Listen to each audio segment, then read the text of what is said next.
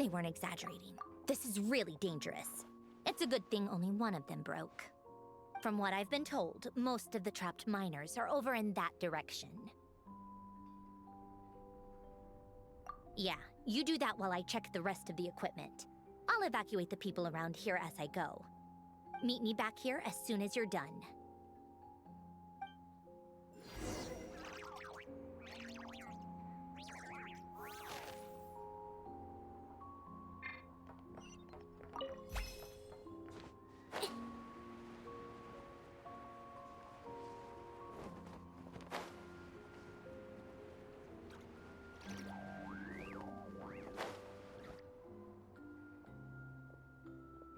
I have to be getting close. Don't go any further.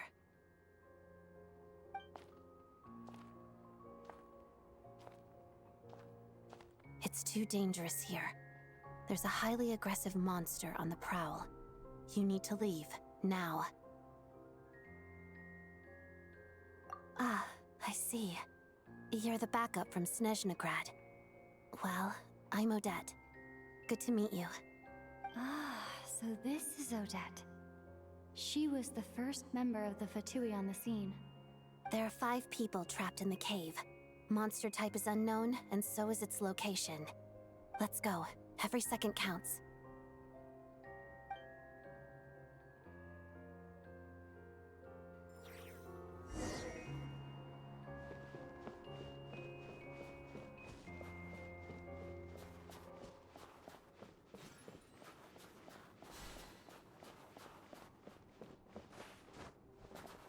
Careful. Something's moving.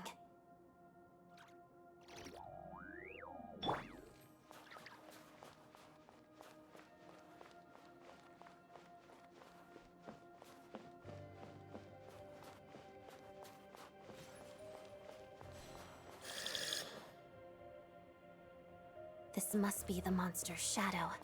Looks like a tough opponent. Shadow.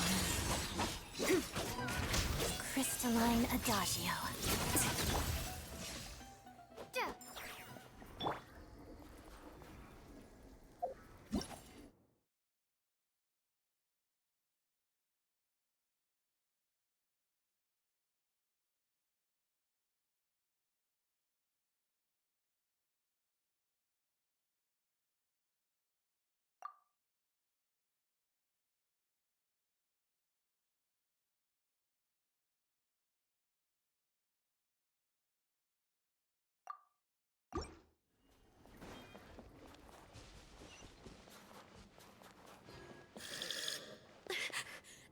Stay back!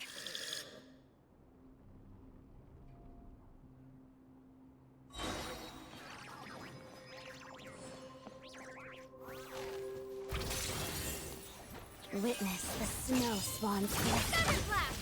Lightning Slash! Yeah!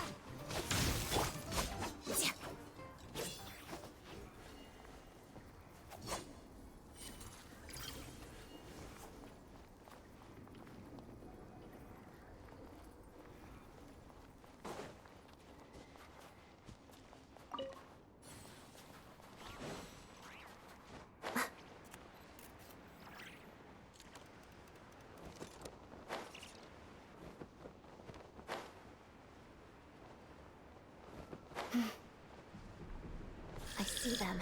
They're right behind the monster. The monster seems very agitated. It could attack at any moment. Let's make the first move.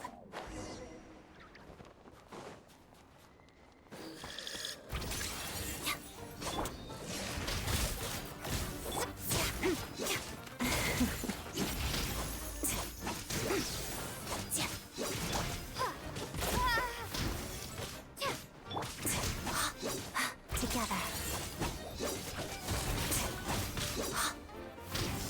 Pirouette. Lightning Slash! Crystalline Adagio.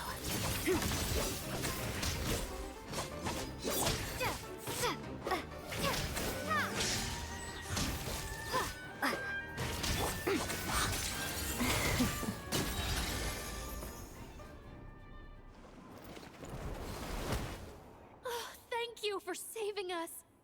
have been monster fodder otherwise. Thank you. Thank you. You're welcome. You should be safe now. Follow this route out. She and I will stay behind to watch the rear.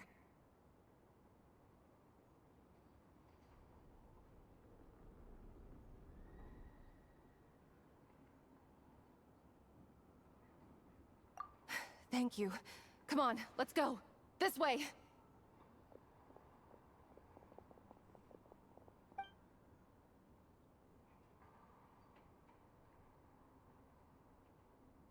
I've searched the area. Pretty sure the monster made a tactical retreat. Yeah, but with us here, it won't be coming back anytime soon. It may be small, but don't be fooled. It's a ferocious beast. People are just food in its eyes. It's lucky we got here when we did. The trapped miners have been successfully evacuated. Time for us to leave. Wait, this place... There's something unusual about it.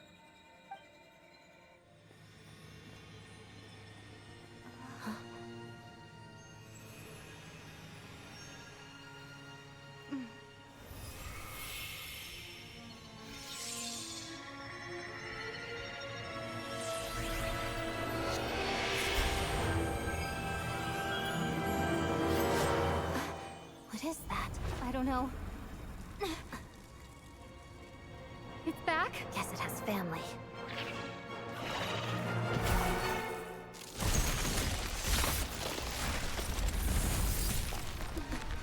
This way. Run!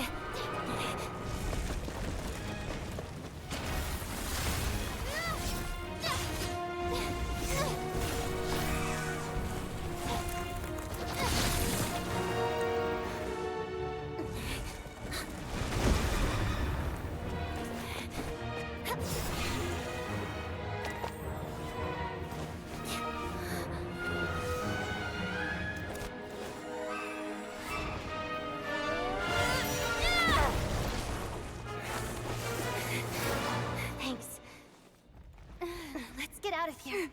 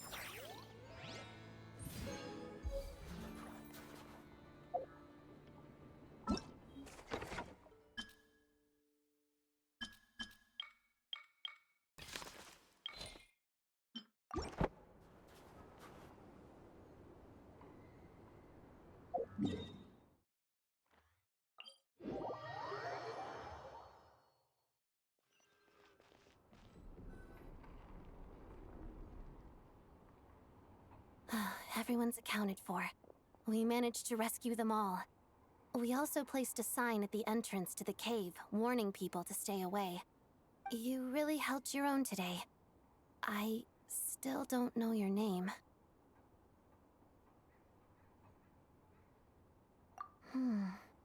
Don't think I've seen you before. I'll remember the name. All right then. See you around. Hello, Lady Marionette. I hear the rescue operation was a great success. I knew I could count on you. What brings you here, Odette? Here for a performance? No, a Fatui mission. I happened to be nearby and heard the crash.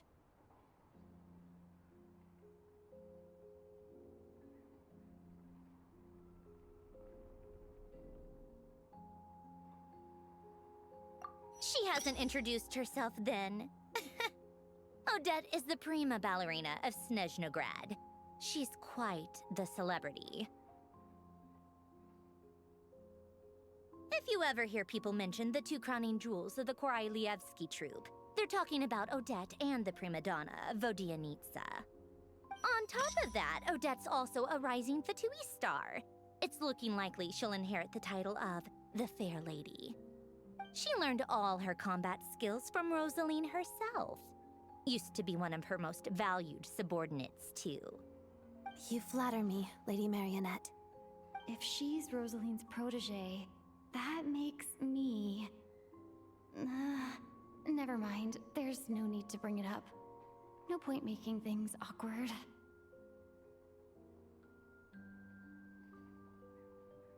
How's progress on your end, Lady Marionette? Equally successful. I finished reinforcing all the equipment. Took me a little longer without Polonia's help. But the outcome is the same, of course. Even if the heavy snowfall summoned by that monster lasts for another 3 months straight, this equipment won't give way. All right, now that we're done here, it's time to get out of this blizzard.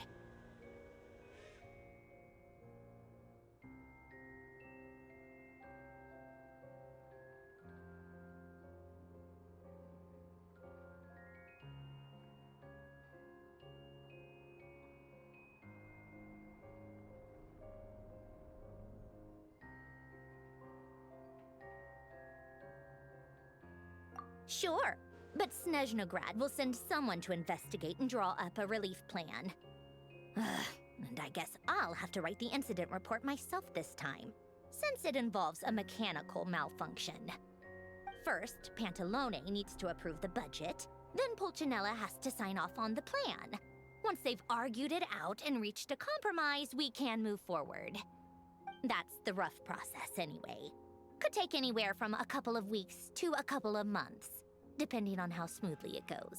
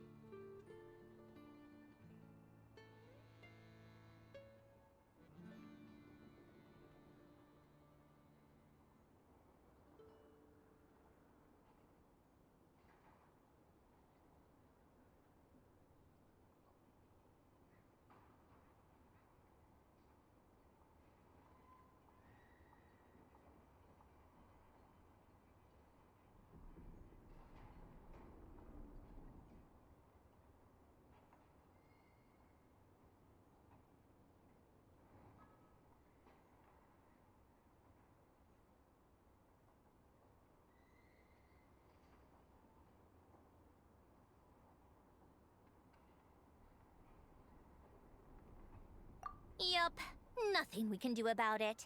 There's a whole stack of incident reports like this back at the office. The snow has eased a little for now, but there's no telling when that will change with that monster still at large. Fuel for heating is in short supply, and relief is weeks away. There's no immediate threat to life, but still, it just feels like there should be a better way. Hey, quit daydreaming. Let's get back to Snezhnograd. When did you get a new sword? I found it in a cave. It handles pretty nicely. You have a strange affinity for secondhand swords.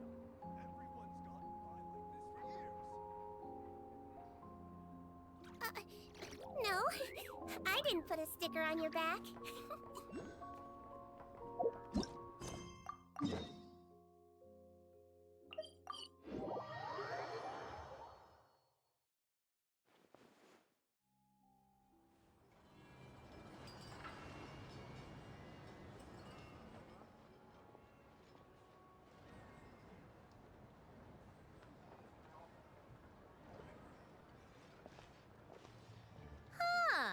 Well, if it isn't Counselor Tartaglia, Mr. Big Shot himself.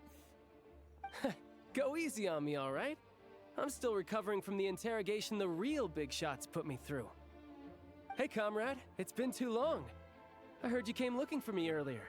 Nicest surprise I've had in a while. Good to see you too, Odette. I'm guessing you guys just got back from Sviatlo Lajdovka. How'd it go? Crisis averted? It went fine. How about you? Any new developments? Not really. Same as ever. Growing opposition to Project Stuja, and the usual rebuttals are starting to ring hollow. The results of the mock vote were pretty dire.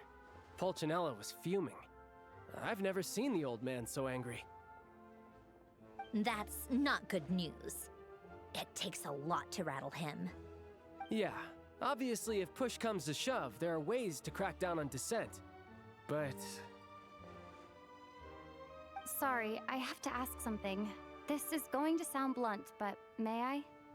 Huh? Of course, fire away. It sounds to me like everyone's tearing their hair out trying to figure out how to deal with opposition to Project Stuja. But what exactly is this project's purpose? And how can it be so important that even people like you two refuse to stand up for the ordinary people of Snezhnaya? Interesting.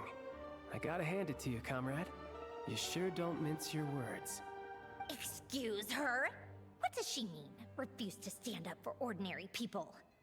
Oh my gosh. How does she dare speak to the Harbingers like that? Are you interrogating us now? It's okay, Sandrone. Let me explain. I think I understand where she's coming from. If I could, I'd take your side right now. In fact, my position's very similar to yours. I've only held back on casting a dissenting vote in the Vecha because the Tsaritsa would never let me get away with it. Still, I have a responsibility to the Fatui armed forces, so I do what I can to make their voices heard. Most of them are just regular folks from small towns far from the capital. I'm sure you've seen how much those kinds of places are struggling right now. Oh, and for what it's worth, I'm from Arepasak myself. Things aren't going so swell there either.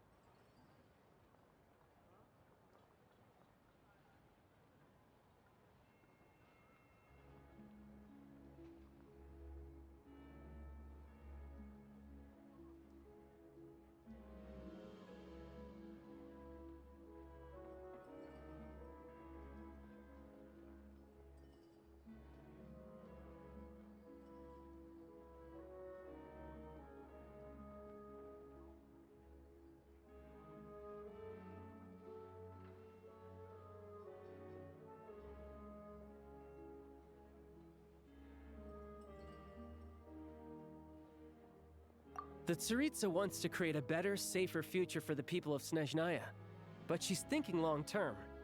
I don't doubt that from where you're standing, Project Stuzha seems to be creating all sorts of issues for everyone. But considering the Tsaritsa's vision for the future, these are sacrifices worth making. Sounds cold, I know, but I promise it's not as black and white as it seems. Maybe Sandrone and I can't oppose Project Stuzha outright, but we're constantly raising our concerns in Vecha meetings. And even though we can't put an end to it, there are plenty of other ways to make a difference. We're trying everything we can think of, and so is Pulcinella. I respect Her Majesty, the Tsaritsa, and trust her decisions. But at the end of the day, I'm still just a normal guy who cares deeply about my homeland. And my family, who all live here. There's no way I would ever abandon them. As contentious as things can get within the Vecha, there's no selfishness or malice behind it. Everyone wants to get through this period as smoothly as possible. The issue is that there's no way of pleasing everyone under the present circumstances. Most of the time, we're trying to decide on the lesser of two evils, which obviously isn't a great look. But that is not the same thing as being blindly loyal to the Tsaritsa. No one's got their head in the sand here. We're all well aware of the way things are. We're just doing our best to make it work. In fairness to Sandrone, she rushed to Svietlo Laidovka's aid the moment she heard that people were in danger. And even Tartaglia, who used to only care about the thrill of the fight, is clearly doing his best to rise to the demands of his new role as counselor. Hey, come on. There's only so much we can say, so don't press us too hard. Look, I know how untenable the Tsaritsa's position looks if you don't understand her motives. Maybe you've heard already, but she's currently leading her army on a campaign to the east to defeat the monster that's been causing these brutal blizzards. Striking that monster down will be a significant step in dealing with the present energy crisis. As laser-focused as she is on realizing her lifelong ambitions, she's still putting time and energy into taking down this powerful monster. To me, that says a lot. If she thought Snezhnaya and its people didn't matter in the grand scheme of things, why would she waste her time on something like this?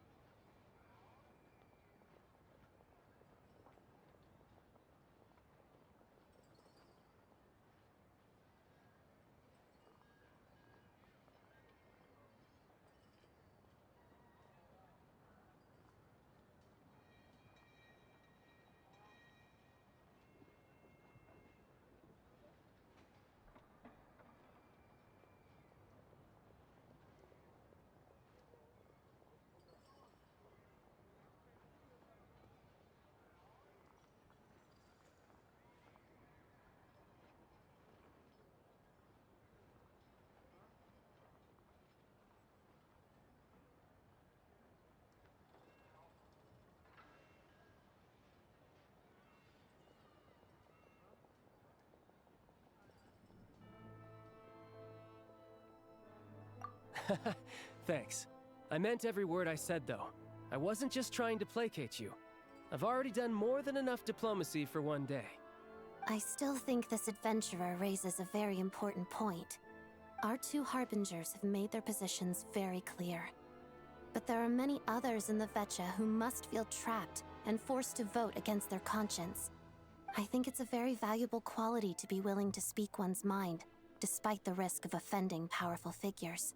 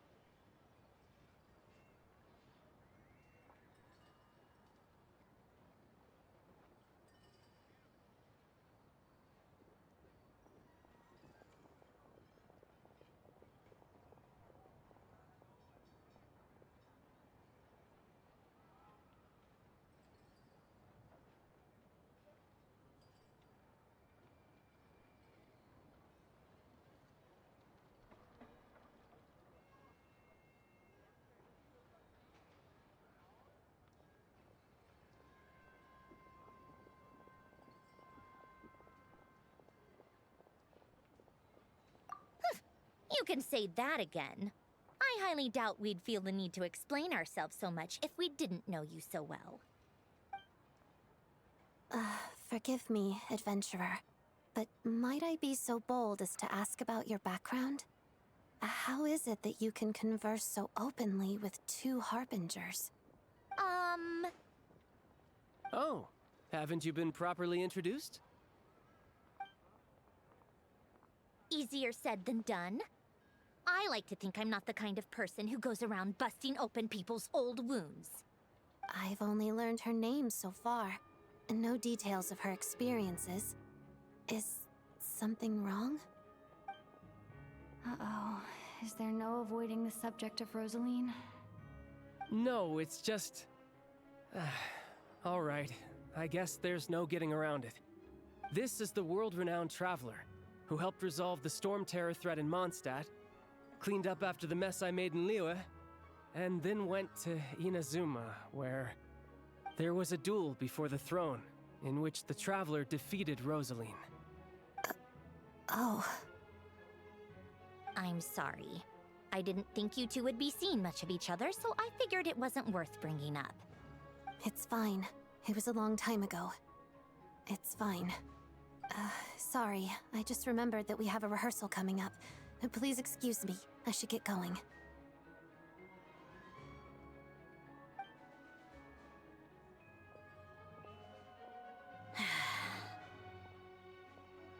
I've mentioned this to you before, remember? She was Rosaline's most valued subordinate. But they didn't actually get along. Not that Rosaline was really the type of person to make friends, but death has a way of resolving a lot of conflicts. Don't let you. Like I said, it was a long time ago. It's in the past now. Odette has a very different personality from Rosaline. Give her some time. I'm sure she'll work through it. Oh, by the way, where's Paimon? It's not like her to hide away. She hasn't been feeling well, so she's resting at Podvorier Restaurant. I got a couple of my people to look after her while we were gone. Oh, right. Sorry to hear that. Poor thing. Reminds me of when Tonya was little. She really felt the cold back then. Used to get ill all the time. I felt so bad for her seeing her lying in bed, coughing. She was so mature for her age, though. Whenever someone came to visit her, she'd greet them with a smile and would never complain. I'm sure Paimon's a good kid, too. You're a little short on manpower, right? Let me have a couple of my people take over for yours. I'll send my most capable and reliable. They'll make sure Paimon can recover in peace. Well, that would be great. Your people are more qualified. Hey, don't mention it. I'm sure you have things to do. Hopefully this takes a load off your mind. So no more accusing me of not being on your side, all right?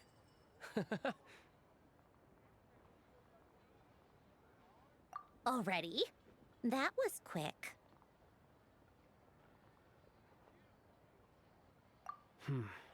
I'm afraid I can't help you there. Our director's recent movements are confidential. Even we're not in the loop. If you hadn't told me, I never would have known he'd gone south.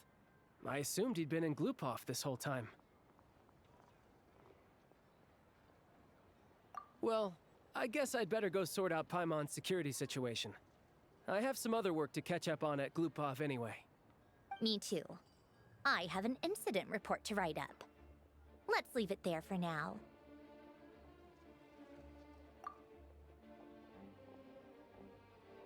I guess everyone's in a difficult position. But Tartaglia's right. I have things to do. Things I want to do, and things I ought to do.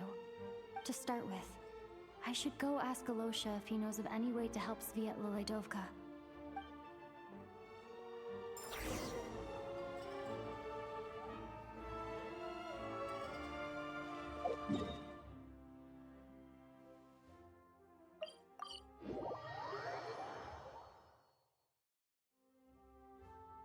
How strange.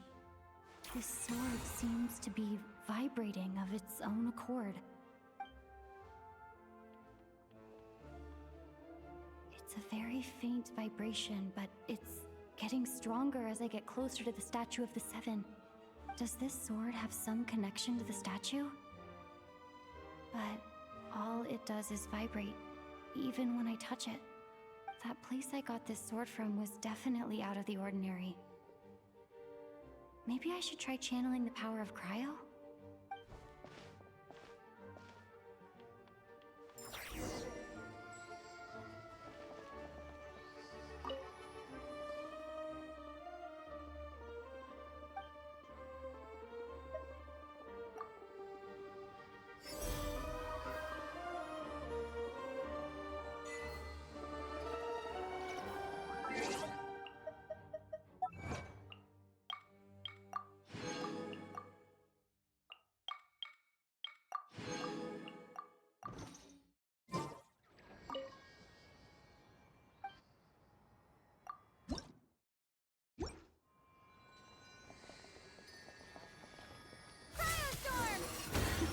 It worked! There really is something special about this sword.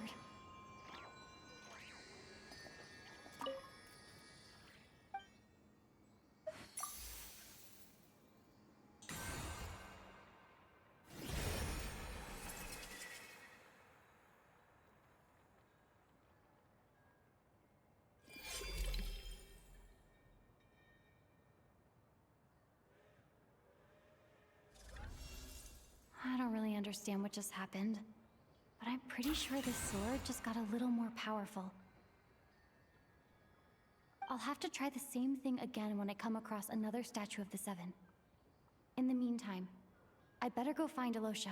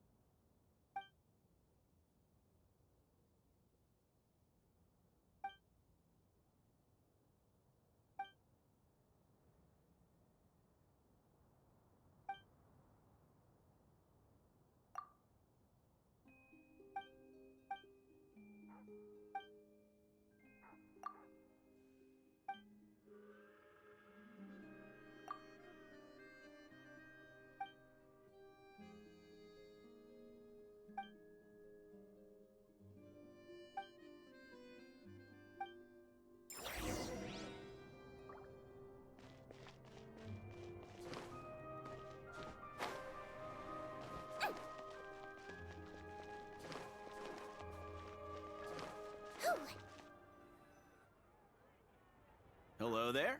How can I help?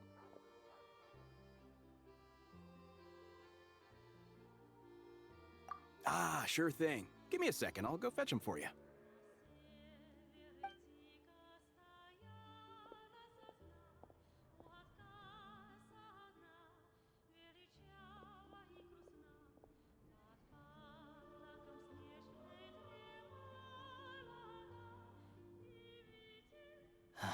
It's a familiar story. I've had similar experiences. Although Snezhnegrad doesn't deliberately delay or withhold relief, those first few days of waiting for help are always the hardest. It's a fundamental contradiction. If emergency relief can't be delivered in time, what's the point in even calling it emergency relief? Not necessarily. I think there's a good chance that Kresnik Crystal from Stratomoros will start flowing into the market. When we resolve Stratomoros' energy issue, it's like we open the floodgates. A huge backlog of Crystal is now available to the townspeople. There's no way they can use it up at once. A lot of them will probably stockpile it and slowly work their way through. Probably a good idea, since energy prices are only going to keep rising. But there will always be people who urgently need Mora. Exactly. At the current prices, selling Crystal is an easy way for an ordinary person to make a fortune. Hey boss, how much do I have left in my account? 1 second, let me check. So, you're planning on buying the Crystal out of your own pocket? Yeah. I don't know if I have enough, so I'll chip in a little extra and buy as much as I can afford.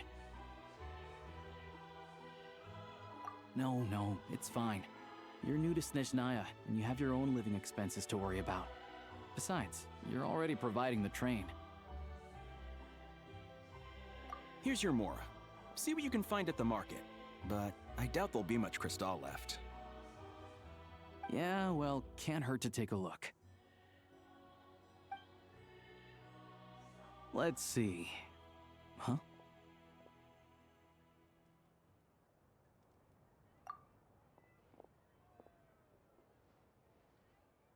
Oh, Alosha, and... Hello? I didn't realize you two knew each other. Yeah, I take on some odd jobs in the city to supplement my hunting income. Sometimes I work as a cleaner or prop hand at the theater where Odette is one of the big stars, so I've met her a few times. When the weather's as bad as this, it's better for a hunter to adapt than to keep looking for game. Yes, and we sometimes need extra help.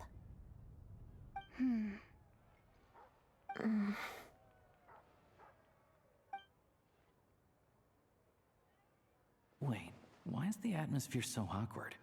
I thought things went pretty smoothly in Sviatlo-Lidovka. So, what brings you here, Miss Odette? Looking for some new props? No. After I got back to the theater, I couldn't stop thinking about the situation in Sviatlo-Lidovka. It bothered me so much, I couldn't focus on my dancing. So I decided I'd come here and see if there's anything I can do.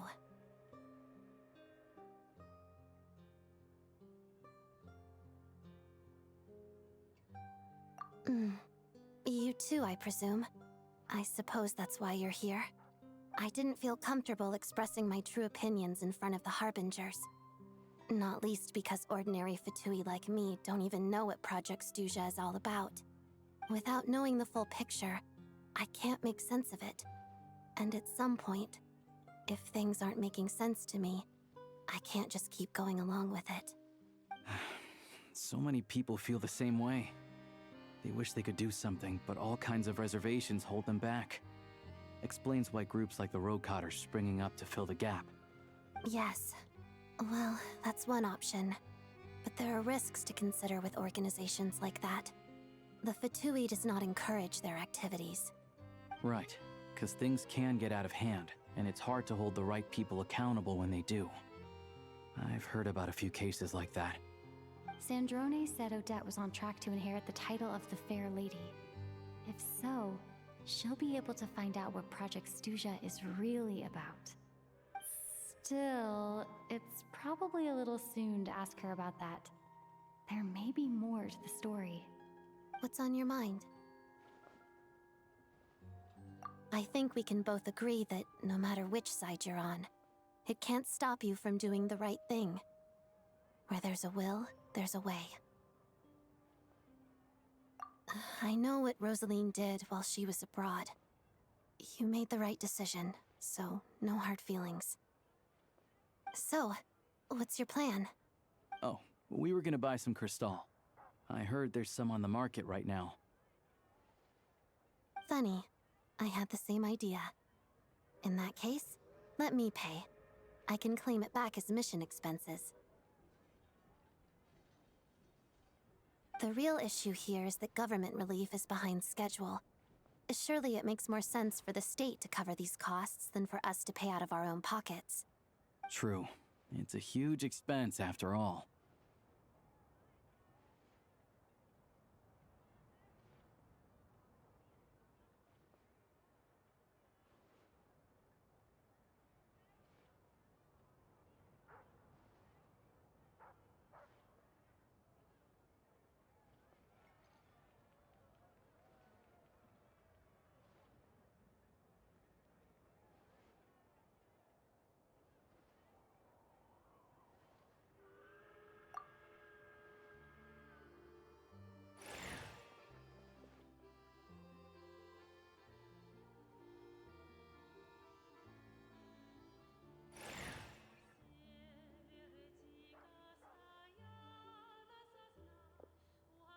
Let me see. I'll take it all, please. And I'll be needing a receipt. Right.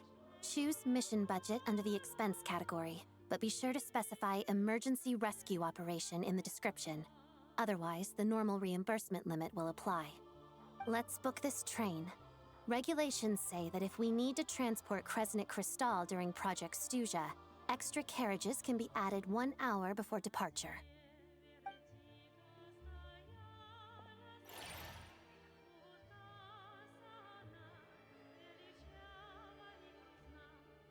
That should do it. The train will be escorted to its destination by Fatui guards. This is my first time seeing you handle Fatui affairs, Miss Odette. It seems you're as skilled an officer as you are a dancer. You flatter me. It's only because I've been doing both my whole life.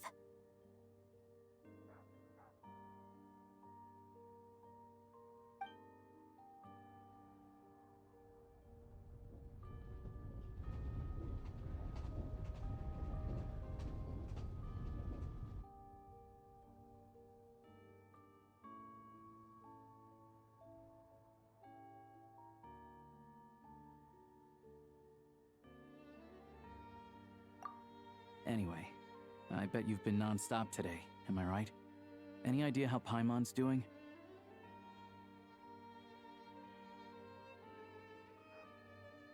What's wrong?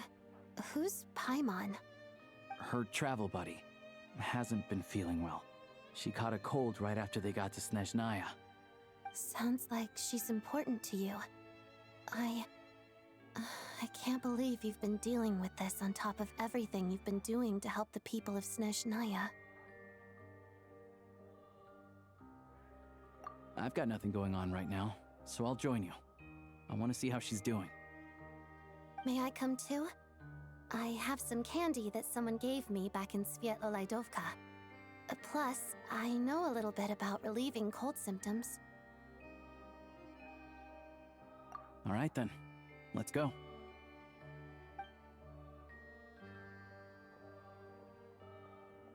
I still don't know what the deal is between these two, but at least the tension seems to have vanished. A good sign, hopefully.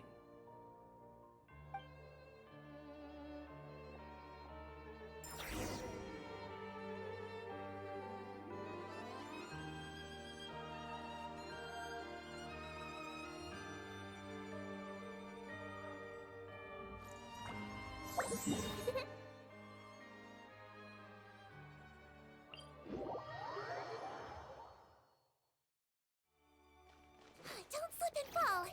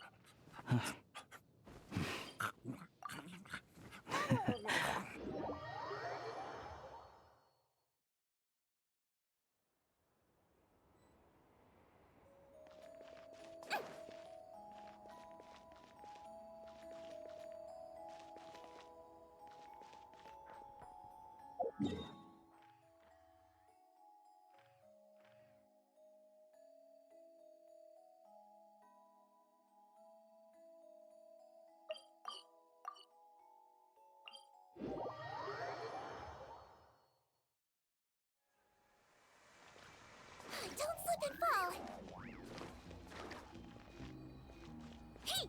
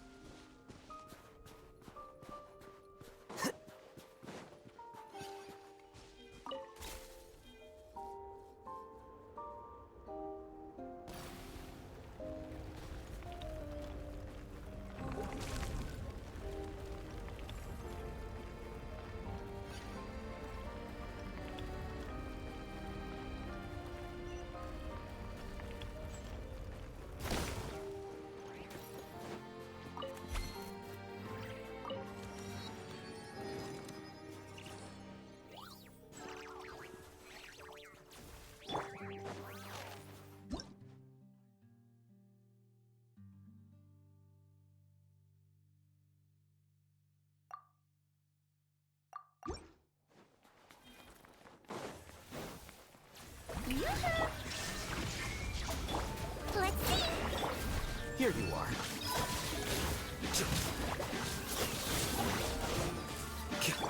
Let my name echo in song! Illusion The process of elimination.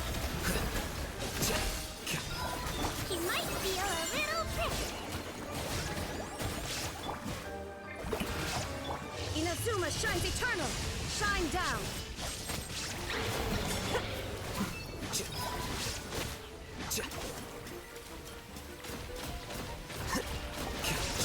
Let's go! Time to shine! Shower me with the... There is no escape. Torn to oblivion. Defract. I swear, it's for medical research!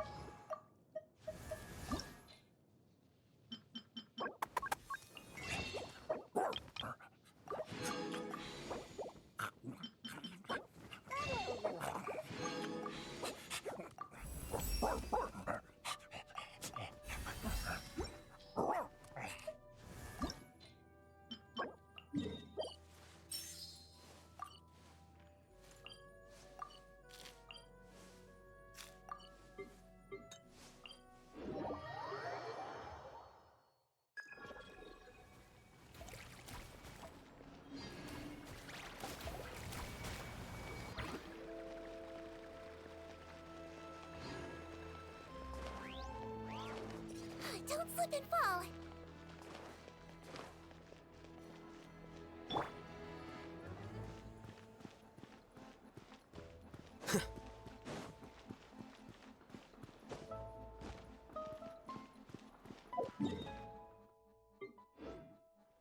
It's getting cold, you say? I feel fine.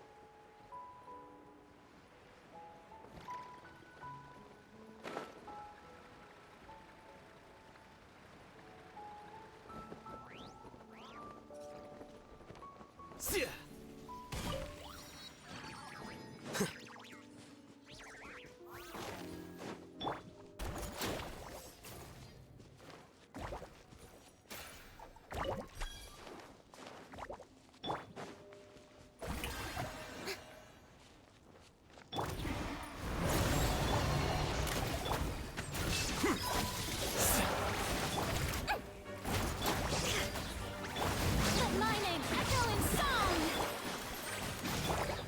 Shine down!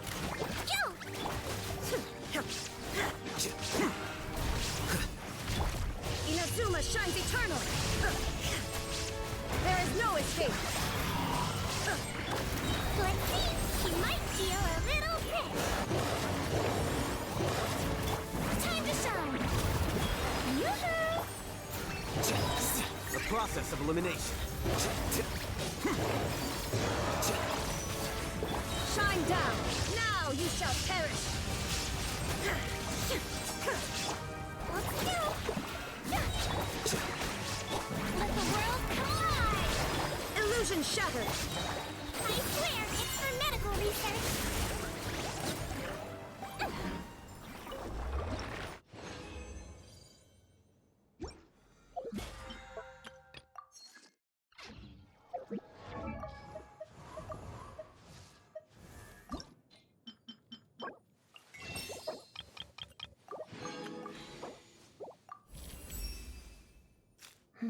My movements feel sharper.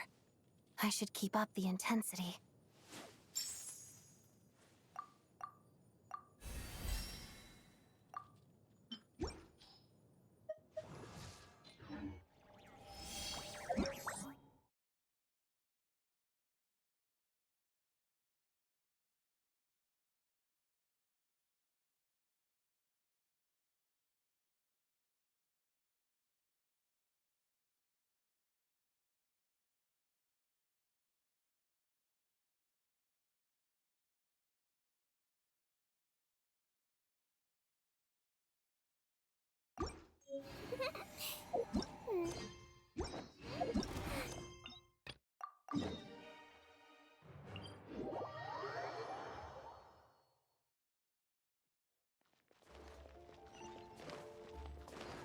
Don't slip and fall.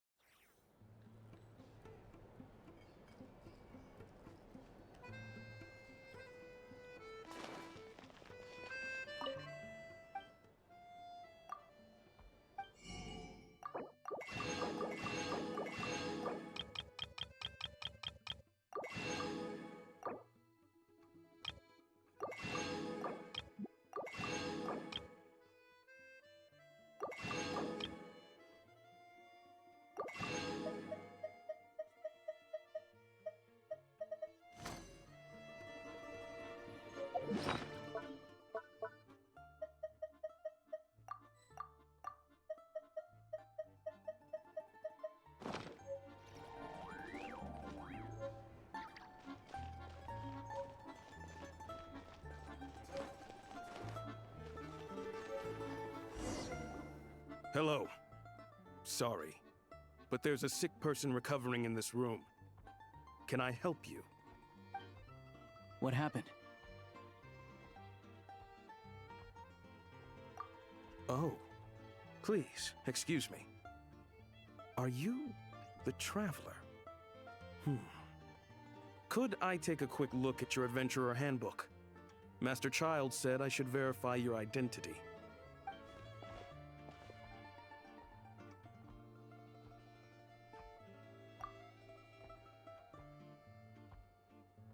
Ah, it's really you. Sorry for the inconvenience. We're under strict orders from Master Child to keep this room well guarded.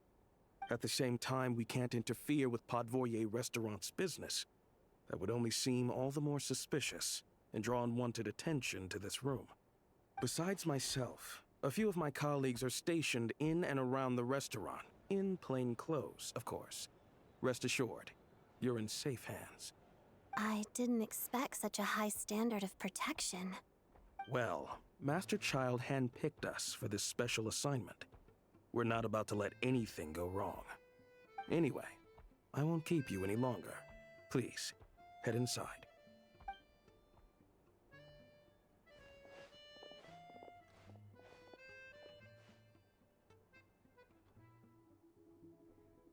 Traveler! Aloysia, you're back! Oh, hey! Who's our new friend? Hi, I'm Odette. The Traveler and I crossed paths a few times. Another friend from the Fatui, huh? You're practically a member yourself by this point. Paimon's definitely on the mend. We should be back to our usual travels in a few days' time. Seems like that doctor was right. It's just... Paimon's limbs are still feeling a little chilly. I have just the thing. Whoa! What's this? Is that a flame inside an ice cube? Wait, is this real ice? How's it not melting? And how does the fire keep on burning? All keen observations. You're right. This is called core ignis. Whenever I've caught a cold in the past, I found I recover much more quickly if I place this by my bed.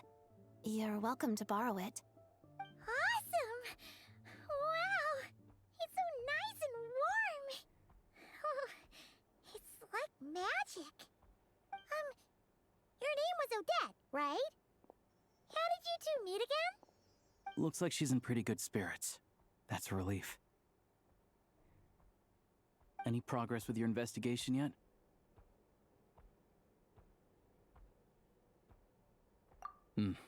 No surprises there, I'm sure. They're not likely to let anything slip.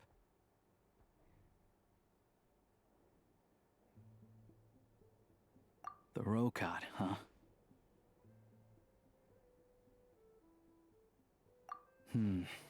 Let me think. Members of the Rokad keep their true identities hidden, but I think there might be someone I can introduce you to. Leave it with me. Meet me at the Korolyevsky troop tomorrow, and I'll tell you how it goes. Would anyone like a drink? I'm gonna head to the bar. Paimon will have... maybe some hot milk? Yeah. Paimon's in the mood for something warm. Enough with the secret chat, you two. Let's catch up properly in a minute. Paimon wants to know everything that's happened today. It'll be kind of like tabletop troop. No reason why listening to a story can't be an adventure.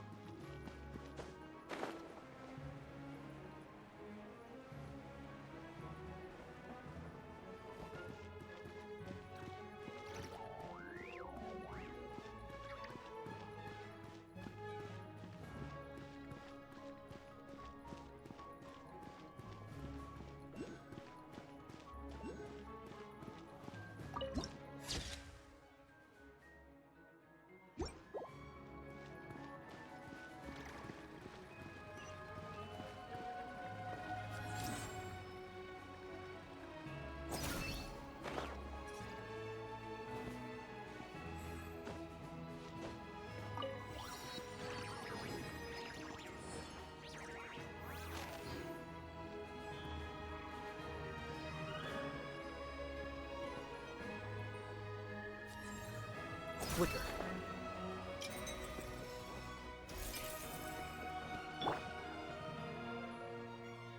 Ah, you made it. I've got some tickets, and I managed to set something up with the Rokat. It'll have to wait until after the show, though. Happy to stay and watch? I doubt you've seen the Korolyevsky troupe on stage before. Pleasure. Here, this is the way in.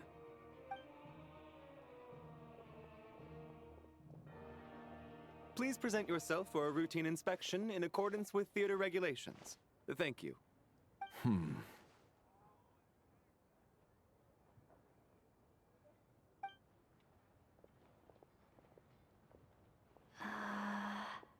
Is that guy with the fatui?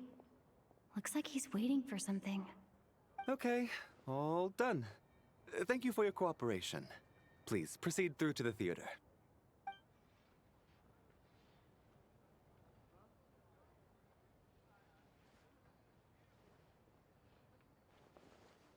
What's up? Everything okay?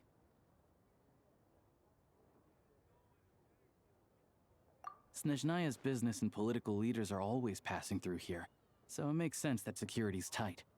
Still, it's a little unusual to see the Fatui's Armory Palace guard here. You saw him, right? The guy right at the back. Strong, silent type. His name's Valeri. He's part of the Special Assignments Battalion, but I only ever see him here for one thing: to look for a guy named Mitya.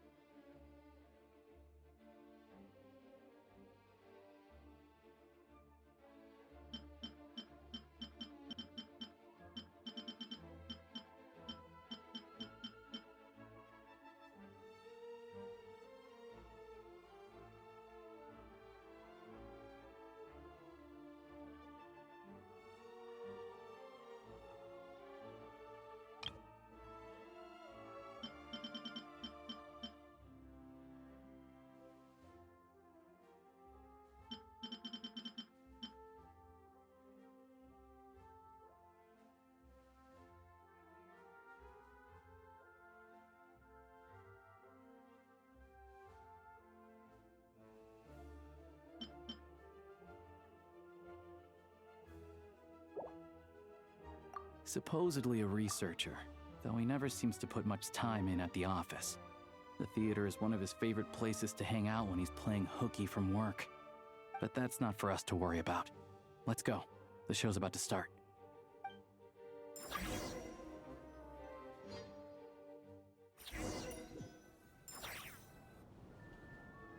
What do you think? Pretty impressive, huh?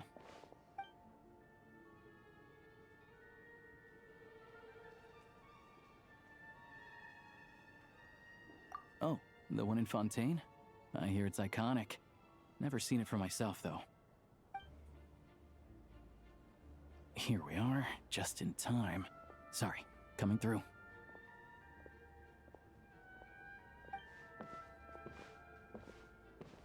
Ugh. If you're gonna show up late, keep your mouth shut. What's his problem? Whatever. No point arguing with people like that. Look, there she is. That's who I'm introducing you to later. She's the lead singer of the troupe, Vodyanitsa.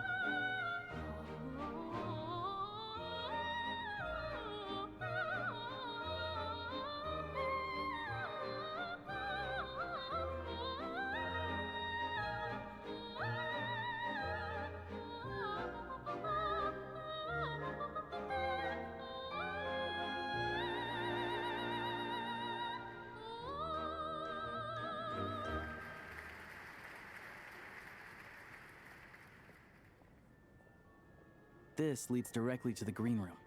They're expecting us. Vodyanitsa will be waiting for us there.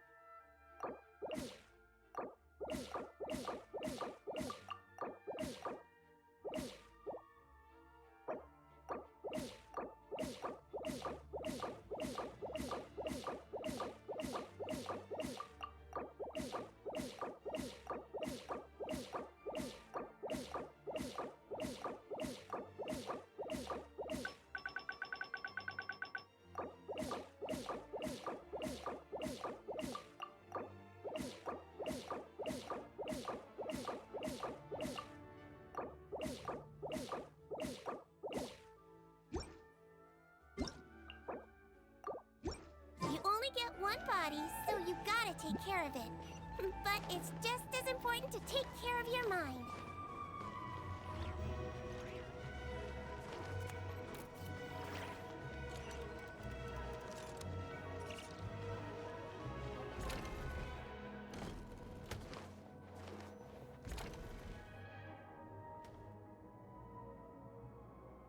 Hey there. Excuse me. Ugh! Can you believe it? I'm so mad right now. Come in. Oh, it's you two. Huh? You know each other? Oh, wait. Is this who you were telling me about? The one you met yesterday and couldn't stop thinking about? I never said that.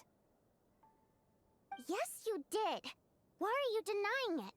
It was right before I went on that rant about the moody factory owner. Oh, I remember it so clearly. Might I ask what brings you two here? Oh, I just brought her here to see the show. And when it finished, she was full of praise for Vodyanitsa's performance. So I thought I'd try my luck, see if we could get the chance to chat for a bit. Maybe get an autograph? You work here. You of all people ought to know that's against the rules. It's not what the green room is there for. Oh, what's the big deal? Come on, don't be shy. I can give you an autograph. You can take a picture too if you want. Do as you please. I finished all my shows for the day. I'll leave you to chat.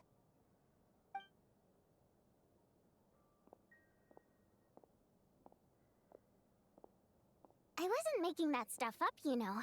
Odette's just too proud to admit it. She thinks very highly of you. And so do I. You did the right thing in Svietloladovka. We're good.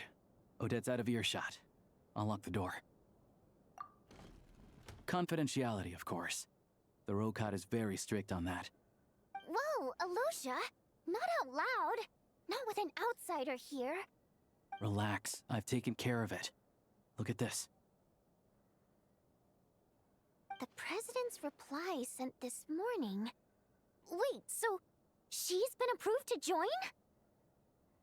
You told me last night that you wanted to get intel from the Rokat. Unfortunately, Rokat intel is only available to members.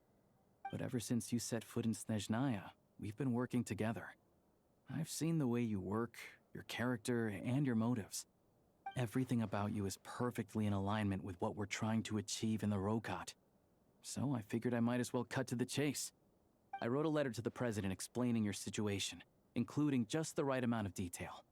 His approval came very quickly. Of course, it's still your decision whether you want to join or not. We'll respect your choice. Well, assuming Odette was telling the truth and she didn't misjudge you, I guess we don't need to worry about you blowing our cover. Still, you gave me a real fright. I didn't know that's why you came looking for me. So, that stuff you said about admiring my performance, was that just because Odette was here? Did you actually mean it? Now you're talking. That's what I like to hear. Anyway, let me give you a quick rundown of how things work. Like I said, the Rokot is a covert organization, and we hide our identities. Members typically don't meet in person or even know each other's identities. This helps us maintain a high level of independence and secrecy. Because of this, members are basically free to decide their methods without constraints, so long as the outcome of any activity doesn't violate the organization's principles. After all, we don't have any ostensible contact with each other. This way, if anything goes wrong, no one else will be implicated. Beyond the freedom to choose how you operate, it's also your choice whether to act at all. We have plenty of members who have yet to take any action. In short, joining the Rokot in and of itself won't place any restrictions on your activity in Snezhnaya. There's a code of conduct you can read if it interests you. But basically, as long as you don't plan on using your anonymity to go around doing evil, you'll be fine. I tried reading it 5 or 6 times. Never made it all the way through. Even the most lackluster script makes for more interesting reading. Great. Then I'll go grab an official application form. Be right back.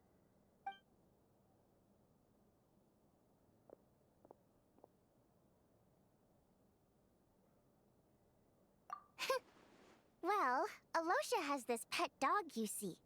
His name's Tagarin, and this one time, Alosha brought him backstage. Tagarin took quite a liking to me, so I played with him for a little bit and fed him some treats. Then, the Rokot was out on a mission one day, and even though we were all in disguise, Tagarin recognized me right away.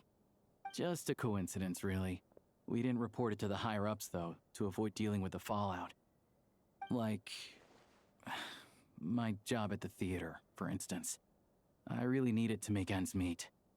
By the way, what were you complaining about just before we came in? Did everything go okay with Chuganov? Everything did not go okay. That's why I was so mad. I tried to make some small talk with him before I went on stage to fish for intel about the Iskra manufacturing plant. But he wouldn't take the bait. No matter what I said, he kept dodging the question. And then he started complaining. He said he didn't appreciate his second-rate seat in the stalls because he usually gets a private box. I mean, what did he expect? Everyone knows that if you want a box seat, you buy a ticket well in advance. But instead, he sends me a letter the day before the show when we're practically sold out.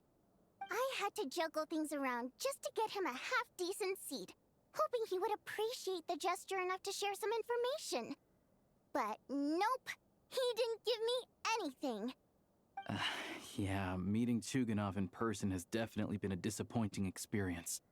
Oh, you probably don't know who we're talking about, do you? Chuganov was that older guy you were sitting next to today. I'm sure he didn't make a great first impression on you either.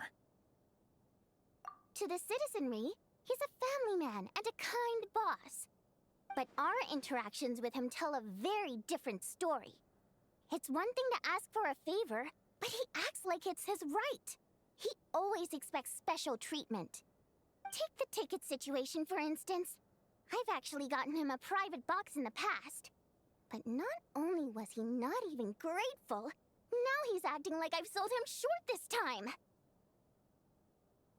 Not to mention that he's never paid for a single one of his tickets. And another thing, if he's such a big family man, why doesn't he bring his wife and daughter to see the show once in a while? I've never seen them here, not even once. Calm down, Vodyanitsa. If you won't do it the easy way, we'll have to try the hard way. But first things first. Here's your application form. Go ahead and fill it out.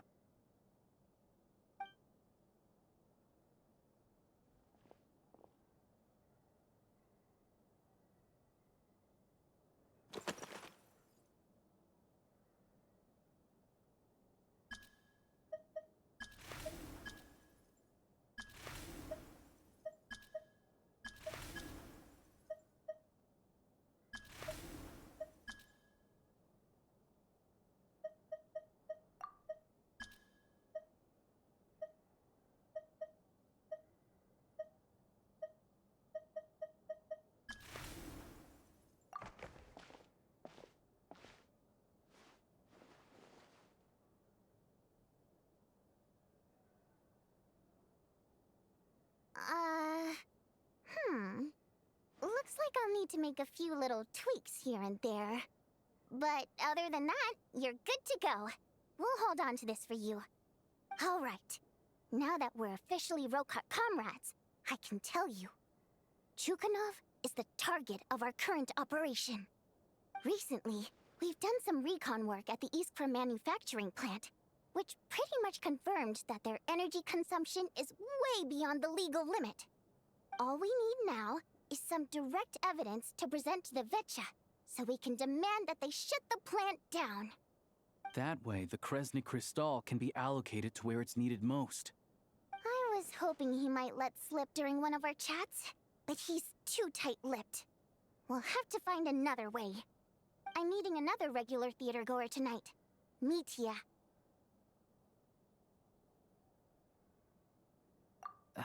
But Valeria's here too, and he's probably looking for Mitya, so he may end up being a no-show. Don't you worry. He must know how to dodge Valeri, or he wouldn't be showing up on time for every performance. Mitya is a renowned energy expert. Although we can't get any direct evidence of the excessive energy consumption at the plant, we can accidentally let the information slip to him. The authorities should take someone like him seriously. So if he starts raising questions about energy use at the Iskra manufacturing plant, there will be a proper investigation. Also, we're not allowed on site, but he has clearance. So all we need is his cooperation. Yeah, so that's the other thing we're trying to figure out. Though I think we're far less likely to make any progress on that front. Still, I hear that Mitya is a bit of a chatterbox. So, who knows? Maybe if we catch him in the right mood, he'll let something slip. What do you think? Sound like something worth your time? Okay, in that case, you guys find a seat somewhere nearby. Pretend you're a couple of buddies there to eat, and keep your ears peeled for useful information. He's a huge fan, so I doubt he'll have his guard up around me. But you two need to be convincing. If he suspects anything at all, he might stop talking. Sure. Don't worry. We'll make a believable pair of buddies.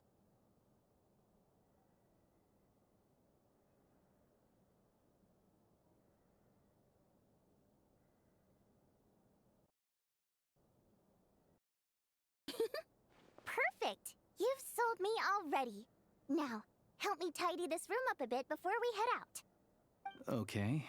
What needs tidying? Everything!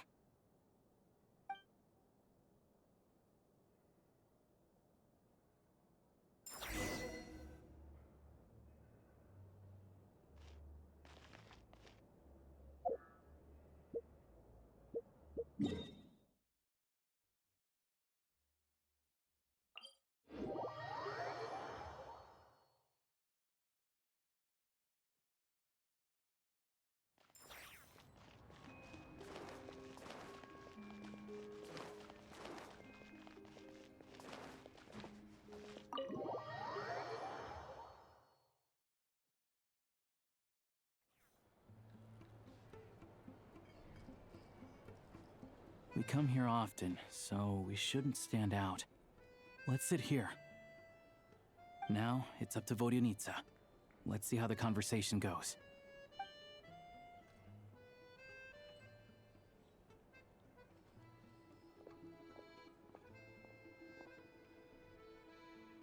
Mr. Mitya! Over here! Over here! Oh, sorry. I got a little held up on my way here. Now we have even less time than we planned.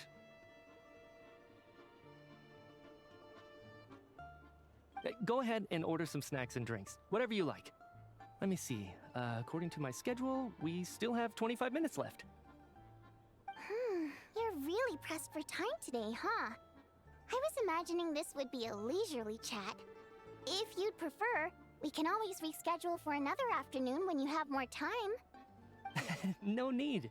Getting to meet the lead singer is a very precious opportunity for me. I'm not about to pass it up. I've already had to decline your invitation several times because our schedules rarely align. If I don't grab this chance while it's here, who knows when the next one will come around? Well, it's very kind of you to make time just for me.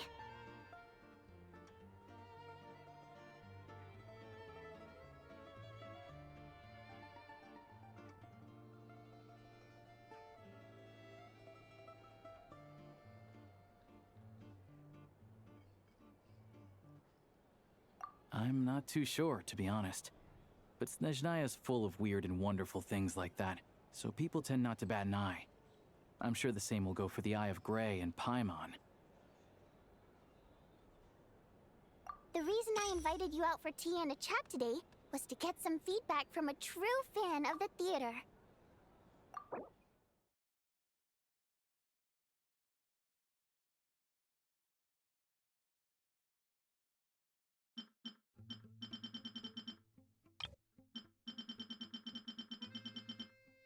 Well, I genuinely have nothing bad to say. No matter how many times I hear you sing, it never gets old. It always seems fresh and new somehow. Maybe it's because the more times I listen, the more details I notice. Or maybe you simply improve with every performance, delivering it better each time. Thank you! I'm delighted to hear that! Could you give me any specific examples? Oh, yeah. The piece you sang today, for example. Beneath the Frozen River? Hey, what's with you? I'm just praising a good performance. I always used to find that such a bleak and lonely song. But the more you listen, the more you realize that it's not as cold and nihilistic as it appears. When you really dig down into it, there's a certain level where you're surprised by the emergence of hope. Wow, I'm impressed. I didn't expect you to pick up on that. Actually, I only tried out that angle after talking with a composer. Still, Beneath the Frozen River wasn't on today's program. Oh, really? But it's a classic. You sing it every time. Almost every time. Oh, well then. Let me say a few words about that other all-time classic, Flying in the Wind from the Mountain Sparrow. I didn't sing that one today either. My voice wasn't quite up to it, so I switched it out at the last minute. Oh, but, Sorry, Mr. Mitya, but you were at the theater today, yes? Of course I was. Remember? I said hello to all the troupe members before the show started. You, Odette, and the others. So, what did Odette sing today? Elegy of the Snow-Winged Goose, of course. Correct. I see. I see. You find my singing boring, don't you? That's why you don't remember a single song. Looks like I'll need to cut a few from the program next time. No, that's not it. I swear. All right. I'll be straight with you. I'm sorry. My mind was wandering as you took the stage today. I enjoy watching your shows because the exquisite performances stimulate the mind. It always sparks some inspiration for my research. So, whenever I get stuck at work, I come to the theater for a change of pace. Odette's dance during the Elegy of the Snow-Winged Goose today was simply incredible. It got me wondering what she's been going through recently. That look of sheer defiance in the face of utter tragedy? It was so inspiring. I started scribbling in my notebook right away. Not that I made a ton of progress in the grand scheme of things, but I still think it was productive. By the time I snapped out of it, the entire show had finished. So what you're saying is, you didn't listen to my singing at all? Unfortunately not. I'm sorry, I don't know which is more disrespectful. The fact that I don't always come for the show itself, or the fact that I missed your performance. Seems like things are getting a little awkward. Mitya just stepped into a conversational minefield. If there's one thing Vodyanitsa doesn't like, it's people who show disrespect for her performance. This meeting was so hard to set up. Don't tell me it's already falling apart. It's fine. I suppose this is affirming in its own way. At least, It shows that our performance really touches people's hearts, right? Don't let it bother you. It certainly doesn't bother me. She's showing a lot of restraint.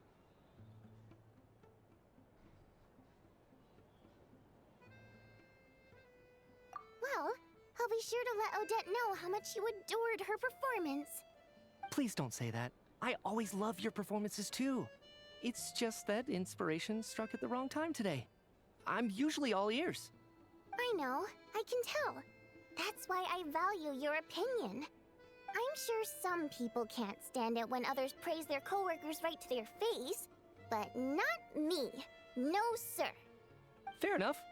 I still feel kinda bad though. But you know what I really can't stand? People who only show up to the theater to pretend that they're cultured. Makes me sick to my stomach. Oh yeah, 100%. There are too many of those people around. By the time they're walking out the door, they've forgotten all about the show. What's wrong? You look furious. I don't know if you've heard about the boss of the Iskra manufacturing plant. He isn't even a theater investor, but he always demands the same privileges as actual investors. Box tickets only, premium drinks, even the right to request specific songs. Well played, Vodyanitsa. Seems like she's harnessing her rage to steer the conversation back on track. Now that you mention it, I've interacted with that guy before. I gotta say, everyone holds him up as an example of a benevolent businessman, but I don't know. I don't see it. Yeah, he couldn't care less about what's happening on stage. He's just there to flaunt his social status. I hate that I have to prepare programs for guys like that. What's the big deal with that factory he runs anyway? I asked around a bit and heard some pretty shocking stories. Sounds like he's just another greedy capitalist. Oh, really? Yep, the things people are saying are pretty damning. Low wages, insanely long working hours, equipment running around the clock. And as if that's not bad enough, he also strictly forbids his employees from giving any kind of interview. Project Stuja has now been extended so many times, we're at the point where crystal rations for the common folk are barely enough to survive on. Yet he even wants to get his greedy hands on them just to boost his own profits. If the rumors are true, he's in serious violation of the law. Interesting. So you've heard about it too. What? So it's really true? Who knows? I've only heard the same rumors you have. But there's no smoke without fire. The Rooster's been coming down on us hard lately, demanding that we track and trace every single batch of Crystal. My coworkers in the Department of Energy have been tearing their hair out over it. The Rooster? I didn't realize he cared that much. Yeah. Even though there are no restrictions on Crystal trading, the poor will wind up freezing to death if we let the rich buy as much as they want. That's clearly unfair. Looks like we'll need to arrange an investigation into the Iskra manufacturing plant as soon as possible. I never knew you kept up with current affairs beyond the theater, Miss Vodyanitsa. You really have a heart for the common person. Most Fae in your position have long been indifferent to the plight of humans. Well, those of us who choose to live in human cities are naturally going to pay attention to any significant upheaval. Isn't the Rooster a Fae himself? I'm just surprised to learn that even someone with as much experience as him is getting so stressed out over Project Stuja. What is the end goal of this project anyway? This is it. We're finally going there. I'm sure Mitya can sense on some level that she's fishing for information.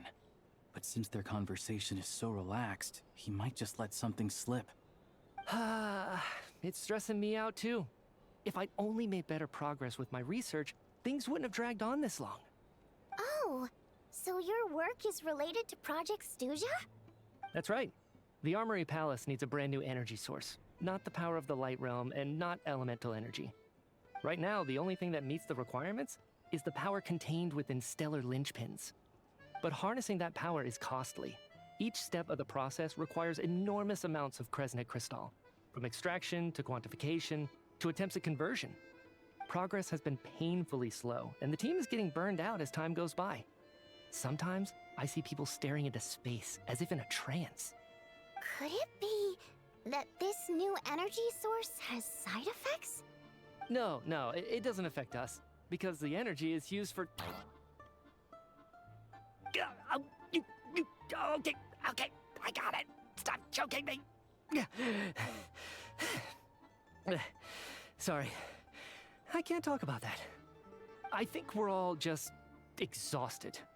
We've been working ourselves to the bone for so long with so little progress to show for it. It's no wonder people are struggling to stay motivated. Seems like I owe you an apology. I shouldn't have gotten so mad at you for not paying attention during the show. Don't worry about it. I count myself lucky, to be honest. I don't envy the people who work closely with the Tsaritsa herself. I'd much rather be in my current position. At least I don't have to shoulder any major responsibilities. So they're trying to develop a completely new kind of energy.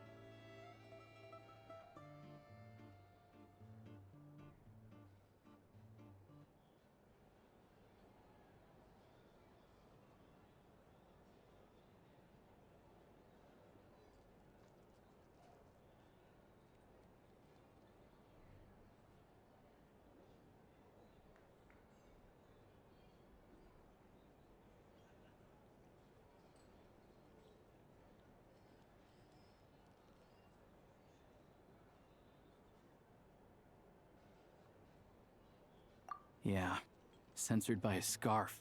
Who would have thought? Oh, dear. It looks like my time is up. I'm afraid I have to leave. I'm so sorry. We ended up barely talking about the theater. That's okay. It was a pleasure chatting with you, really. Let's make up for it next time. Yeah, hopefully once the work pressure eases up a little, I'll be able to focus more on the performance, and then we'll have more to discuss. We touched on some confidential issues today. I'd be grateful if you could keep it between us. That could have gone worse. Nice job. Why was Mitya in such a hurry to leave, though? Sorry, routine inspection.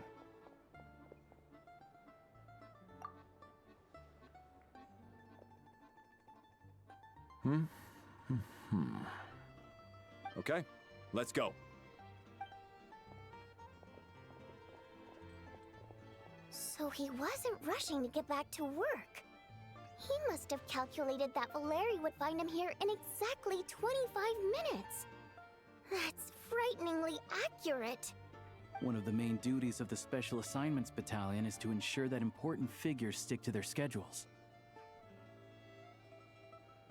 All right, time for us to get going too. Excuse me, check please. We'll settle our check too, then. Oh, hello there.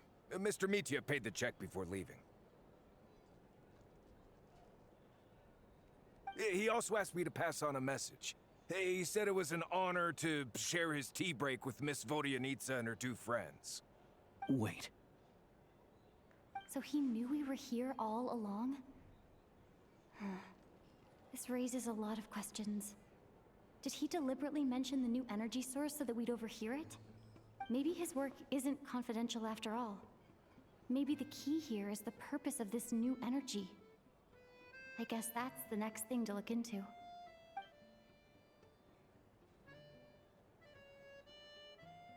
Vodyanitsa and Alosha have both left. Time to head back and call it a day.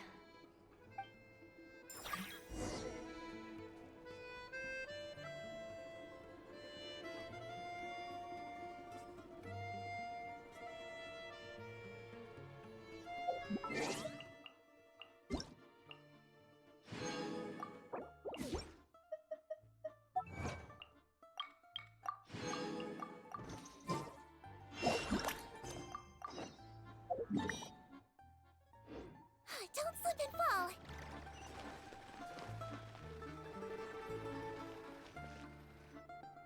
You're back! Here pretty early today. Paimon was just gonna mention that. After she woke up today, Paimon felt like her temperature was completely back to normal. But her strength still hasn't returned. Still, there's some good news. Paimon thinks she might have figured out the source of the problem. It's like there's some kind of mysterious power affecting Paimon. Paimon's never felt this way before during any of her travels. She only started feeling this way since we arrived in Snezhnaya. That's right. The Armory Palace needs a brand new energy source. Could that have something to do with this? What is it? You're making that face again. You know, the one you get whenever you have a light bulb moment?